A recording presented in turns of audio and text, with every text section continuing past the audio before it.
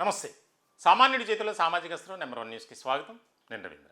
కూటమి ప్రభుత్వంపై తీవ్రమైనటువంటి వ్యతిరేకత, అసంతృప్తి బాగా ఎక్కువ అవుతూనే ఉంది. దానికి సంబంధించి ప్రధానంగా ఉపాధ్యాయ ఉద్యోగ వర్గాలు, అలాగే జూడాలు, మరి ముఖ్యంగా అంగన్వాడీ కార్యకర్తలు, ఇప్పుడు తాజాగా విలేజ్ రెవెన్యూ అసిస్టెంట్స్ విఆర్ఏల ధర్నా, ఇవన్నీ కూడా కాస్త ఇబ్బందికరమైనటువంటి పరిస్థితుల్లోకి కూటమిని నెట్టుతున్నాయి అనేది అందరికీ తెలిసినటువంటి విషయం. మరెందుకు ఈ సమస్యల్ని పరిష్కరించడంలో కూటమి ప్రభుత్వంలో ఉన్నటువంటి పెద్దలు అలసత్వం వహిస్తున్నారు, నిర్లక్ష్యంగా ఉన్నారు అనేది ఇప్పుడు ప్రధానమైనటువంటి అంశంగా చర్చ జరుగుతుంది. సామాన్యుడి చేతిలో సామాజిక అస్త్రం నెంబర్ 1 న్యూస్ ఎప్పుడూ కూడా సామాన్యుడి పక్షాన ఉంటుంది. మీ అందరికీ తెలుసు, ఒక సమస్యను పరిష్కరించే దిశగా మేము ఏ రకమైనటువంటి కార్యాచరణతో ముందుకు వెళ్తాం అనేది మీకు బాగా తెలుసు. అలాంటి సందర్భంలోనే ఈ మధ్య కాలంలో ఎన్నో విజయాలు, దానికి సంబంధించి ముఖ్యంగా తాజాగా జరిగినటువంటి ఒక పరిణామం, కోనసీమ కొబ్బరి రైతుల అంశానికి సంబంధించి అక్కడ రైతులు ఏ రకమైనటువంటి సమస్యలను ఎదుర్కొంటున్నారో 2 రోజుల పాటు నెంబర్ 1 మీడియా సంస్థల అధినేత మంచాల సాయి సుధాకర్ నాయుడు గారి ఆధ్వర్యంలో ఒక రకంగా అక్కడికి వెళ్ళి సాహసోపేతమైనటువంటి ప్రయాణం చేసి ఆ సమస్యలను ప్రభుత్వానికి, అధికార యంత్రాంగాన్ని తెలియజేశారు. వెంటనే స్పందించినటువంటి ప్రభుత్వం, ప్రధానంగా డిప్యూటీ సీఎం పవన్ కళ్యాణ్, ఆయన కోట్లాది రూపాయలు నిధులు కేటాయించి ఆ ప్రాంతంలో కొబ్బరి రైతులు ఆ గ్రామాల్లోకి సముద్రపు ఉప్పు నీరు రాకుండా చేయటానికి పనులు యుద్ధ ప్రాతిపదికన జరుగుతూనే ఉన్నాయి. దాదాపు 50% కంప్లీట్ అయినాయట. అది మా విజయంగా మేము చెప్పుకోవడానికి గర్విస్తున్నాం. ఇలా ఎన్నో, ఒకటి కాదు. దీనికి సంబంధించి ఉద్యోగ సమస్యలపై కూడా మేము ఫోకస్ పెట్టాం. దానికి సంబంధించి ఆత్మీయ సమావేశాలను ఏర్పాటు చేయటం, దాని ద్వారా వారి యొక్క ఏదైతే ఆవేదన, ఆందోళన ఉందో వారు తెలియజేశారు. అదంతా కూడా ప్రభుత్వానికి నివేదించాం. ఇలాంటి క్రమంలో దాదాపుగా 7,000 కోట్ల రూపాయలను ప్రభుత్వం కేటాయించింది. అయితే ఇప్పుడు తాజాగా జరుగుతున్నటువంటి చర్చ ఏంటి అంటే, దశల వారీగా మేము చర్చలు జరుపుతాం, మీకున్నటువంటి సమస్యలను పరిష్కరిస్తాం, ఆర్థికపరమైనటువంటివి అని చెప్తున్నటువంటి కూటమి నేతలు ఎందుకు ఈ రకమైనటువంటి అలసత్వాన్ని వహిస్తుంది, ప్రదర్శిస్తుంది అంటే, ఉద్యోగ సంఘ నేతలు ఏ విషయాలను కూడా పరిగణలోకి తీసుకొని సీరియస్గా ముందుకు వెళ్ళట్లేదు అనేది. ఈ మధ్య డెడ్ లైన్ గురించి నేను చాలా వీడియోలు చేయడం జరిగింది. దానికి ఎంతోమంది కాల్స్ చేశారు. ఒక రిటైర్డ్ ఎస్ఐ మా చైర్మన్ గారితో మాట్లాడినటువంటి వీడియోను కూడా, ఆడియోను కూడా మీకు వినిపించడం జరిగింది. అది కేవలం ఒక రిటైర్డ్ ఎస్ఐది మాత్రమే కాదు, అందరి ఆవేదన అదే.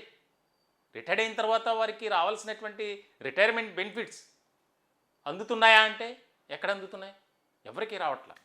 దానికి కారణం గత ప్రభుత్వం అలాగే చేసింది, కూటమి ప్రభుత్వం దాన్ని కంటిన్యూ చేస్తుంది తప్ప కూటమి ప్రభుత్వం ఏదో తప్పు చేసేస్తుంది అని మేము చెప్పట్లేదు.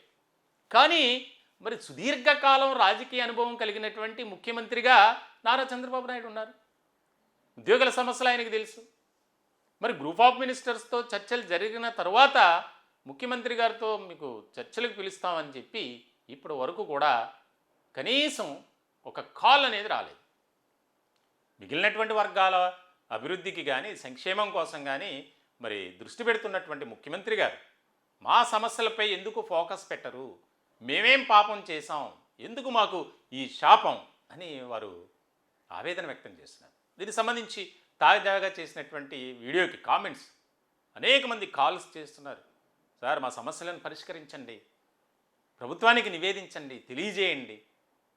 మీడియాలో ఏ ఛానల్కి మేము వెళ్ళినా సరే పట్టించుకోవట్లేదు, ఏ పేపర్ విలేకరణ కలిసినా మా సమస్యలపై పేపర్లో రాయటానికి కూడా ఇష్టపడట్లేదు, మేం పాపం చేసామని వారు ఆవేదన పూరితంగా మాట్లాడుతున్నారు.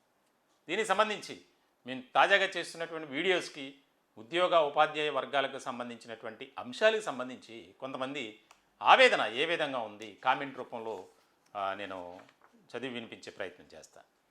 సూర్య అని ఒక ఆయన పెట్టారు.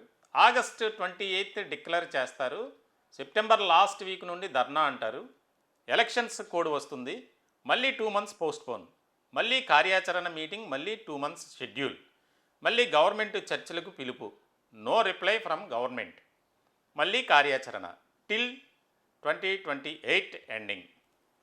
అంటే వారి ఆలోచన. ఆనందరావు అని ఒక ఆయన పెట్టినటువంటి comment, 1 MLA remuneration is equal to 10 employees, 1 MP remuneration is equal to 15 employees. Recent hike to MLA and MP, what about retired people. Ramarao అని ఒక ఆయన, యూనియన్ నాయకులు కూటమికి తొత్తులు. వెంకటరాజు, ఉద్యోగులను సర్వనాశనం చేసేదాకా, ఒక ఉద్యోగ సంఘ నాయకుడి పేరు పెట్టారు, నేను అది చదివి ప్రయత్నం చేయను. ఉద్యోగులను సర్వనాశనం చేసేదాకా ఆయన నిద్రపోడు. ఎలక్షన్ కోడ్ వస్తే అప్పుడు హడావిడి చేస్తాడు. ఒక ప్రధానమైనటువంటి ఉద్యోగ సంఘ నేత గురించి. మరొక ఉద్యోగ సంఘ నేత గురించి, ఆయన గారు వాయిదాలు వేస్తూ పోతారా లేక పీకేదేమైనా ఉందా. ఉమామహేష్, వీళ్ళ వల్ల ఏమీ జరగదు, టీవీ ఛానల్లో సొల్లు కబుర్లు చెప్పడం తప్ప ఏమీ లేదు, వీరికి ప్యాకేజీ అందిపోయింది. ఎంప్లాయీస్ కానీ ఎంప్లాయీస్ లీడర్స్ కానీ ఏమీ చేయలేరు, లీడర్స్ వేస్ట్. మోహన్ అని ఒక ఆయన పెట్టారు. షేక్ సమీర్, ప్రభుత్వానికి ఆదాయం లేదనడం అన్నం తినేవారు ఎవరు అనరు. ఇది ఎందుకనంటే దాదాపుగా ఈ మధ్య ముఖ్యమంత్రి నారా చంద్రబాబు నాయుడు గారు మాట్లాడుతూ వచ్చేటువంటి రాష్ట్రానికి వచ్చే ఆదాయం రాబడిలో 90% పైగా ఉద్యోగులు, అలాగే ఉద్యోగుల జీతాలకు, రిటైర్డ్ ఎంప్లాయీస్ పెన్షన్లకే సరిపోతున్నాయి అనే అనడంపై తీవ్రమైనటువంటి నిరాశ, నిస్పృహ, అసంతృప్తి, వ్యతిరేకత వ్యక్తం చేస్తున్నారు ఉద్యోగోపాధ్యాయ వర్గాలు. రాజమణి, 2014లో 43 ఫిట్మెంట్ ఇచ్చిన చంద్రబాబు ఇప్పుడు ఎందుకు ఇలా తయారయ్యారో తెలియడం లేదు. శ్రీను, ఎన్నికల మూమెంట్స్లో శాలరీ పెంచుతారు, అప్పుడు మళ్ళీ ఓట్లు గుద్దండి సార్.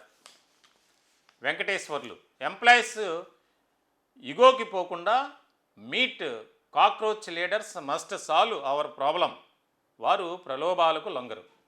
చివరికి ఈ రకమైనటువంటి ఆలోచన చేయండియా అని చెప్పి.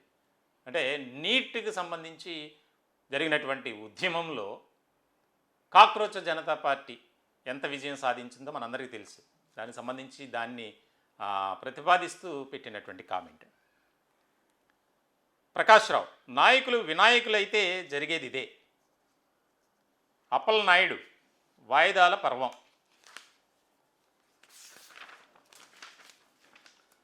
విజయ అని ఒక పెట్టారు, బుర్ర తక్కువ ఉద్యోగులారా, మ్యాచ్ ఫిక్సింగ్ ఇది. మీ సంఘం నేతలు, ప్రతిపక్షం, ప్రభుత్వం అందరూ ఉద్యోగులకు వ్యతిరేకమే అని గ్రహించలేకున్నారు అవివేకులు. హంగ్ అసెంబ్లీ, హంగ్ పార్లమెంట్ మాత్రమే ఉండాలి, ఎవరికి పూర్తి మెజార్టీ ఇవ్వద్దు. ఈవీఎం ఎలక్షన్లో మతలబు గ్రహించండి, ఈవీఎంను వ్యతిరేకించండి, పూర్తి మెజార్టీ రాదు. వారి అభిప్రాయం తెలియజేశారు. నగేష్, ఏ జిల్లాలకు ఆ జిల్లాలు తిరుగుబాటు ప్రకటించి సమ్మెలు మొదలు పెట్టకూడదా, చట్టం ఒప్పదా. చంద్రశేఖర్, ఆగస్టు 28న 5 లక్షల మంది ఉద్యోగులతో మహాధర్నా గమనించాలి, అది 2029లో. ముఖ్యంగా ఉద్యోగులు తెలుసుకోవాల్సింది ఏమంటే, ఈ సంఘ నాయకులని చెప్పుకునే వాళ్ళని, వాళ్ళ మాటల్ని నమ్మకుండా తక్షణం వారిని తొలగించిన నాడే మీకు పిఆర్సీ, ఐఆర్, డిఏలు ఉంటాయి, లేదంటే మీకు రిక్త హస్తాలే, తెలుసుకోండి. అలాగే వెంకటేశ్వర్లు, సమ్మెకి ఎందుకు దిగట్లేదు, మ్యాచ్ ఫిక్సింగ్ కుదరటం లేదా. మరొక ఉద్యోగ సంఘ నాయకుడి గురించి పేరు చెప్పట్లే నేను. ఆయన గారు వచ్చాక ఇంకా నాన్చుడు ధోరణి ఎక్కువైంది, సంఘాల వల్లే ఎంప్లాయీస్కి నష్టం జరుగుతుంది. Sir super, but all unions are big thieves, they want only tea and biscuits or something else. ఎవరి ప్రయోజనాలు వారివి. ఒక తెలుగు మోటు సామెత ఉన్నది, మా ఆయన మంచివారైతే పనేమిటి మర్చిపోతున్నారు సార్. అది అంటే ఆ రకమైనటువంటి అభిప్రాయంతో ఉద్యోగ సంఘం అలాగే ప్రభుత్వంపై ఉన్నారు. వెంకటరమణ, సార్ మీ నెంబర్ 1 ఛానల్ సూపర్ సార్, మా ఉద్యోగుల కోసం చాలా ఫైట్ చేస్తున్నారు, ఈ ఛానల్ ఇంకా ముందుకు వెళ్ళాలి సార్, మేము మీకు సపోర్ట్ చేస్తూనే ఉంటాం. థ్యాంక్ యూ వెంకటరమణ గారు. ఖచ్చితంగా మేము మీకు సపోర్ట్ చేస్తూనే ఉన్నాం కూడా. ఎందుకనంటే సమస్య ఎక్కడ ఉందో అక్కడ సామాన్యుడి చేతుల సామాజిక అస్త్రం నెంబర్ 1 న్యూస్ ఉంటుంది. రోజీ సుశీల, 2028 వరకు వేచి చూస్తారు సార్, నాయకులు ఎప్పుడో అమ్ముడుపోయారు. ప్రణీత్ కుమార్, జేఏసీ సరిగ్గా పనిచేయటం లేదు అంటే ఇగో ఈ విధమైనటువంటి కామెంట్స్ పెట్టారు. అంటే జస్ట్ కొన్ని మాత్రమే నేను చదివి వినిపించాను. మేము చేసే ఉద్యోగ వర్గాలకు సంబంధించినటువంటి వీడియోస్, ఆ వీడియోస్లో ఉన్నటువంటి కామెంట్స్ చదివితే మీకు అర్థమవుతుంది వారి ఆవేదన ఏ స్థాయిలో ఉంది, ఎందుకు అలా మాట్లాడాల్సి వస్తుంది, కామెంట్ పెట్టాల్సి వస్తుందంటే అది అంతా వారు అంత వేదనతో ఉన్నారు, వ్యతిరేకతతో ఉన్నారు, అసంతృప్తితో ఉన్నారు. 2024 ఎన్నికలకు ముందు ఏమిచ్చారు మీరు? మేనిఫెస్టోలో పొందుపరిచారు. 5 ఏళ్ల పాటు విధ్వంసకరమైనటువంటి పరిపాలన కొనసాగించినటువంటి వైఎస్ఆర్సీపీని మీరు గద్దె దించండి, కూటమి అధికారంలోకి రాగానే మీ సమస్యలన్నీ పరిష్కరిస్తాం, కూటమి అధికారంలోకి రాగానే ఐఆర్ ఇస్తాం, ఇంటర్మ్ రిలీఫ్, పిఆర్సీకి సంబంధించి కమిషన్ వేస్తాం, పెండింగ్లో ఉన్నటువంటి డిఏలు విడుదల చేస్తాం, ఉద్యోగస్తులు ఎదుర్కొంటున్నటువంటి ప్రతి సమస్యను మేము గుర్తించి పరిష్కరిస్తాం, పెన్షనర్ల కోసం ప్రత్యేకమైనటువంటి కార్పొరేషన్ ఏర్పాటు చేస్తాం. అది ఆ మేనిఫెస్టోలో అంశాలు చెప్పి నాకు అలవాటైపోయింది. మరి కూటమి ప్రభుత్వం ఎందుకు ఈ రకమైనటువంటి నిర్లక్ష్యం వహిస్తుంది, అలసత్వాన్ని ప్రదర్శిస్తుంది అంటే మరి వారికి తెలియాలి. తాజాగా జరిగింది ఆగస్టు 18వ తేదీన క్యాబినెట్ భేటీ జరిగింది.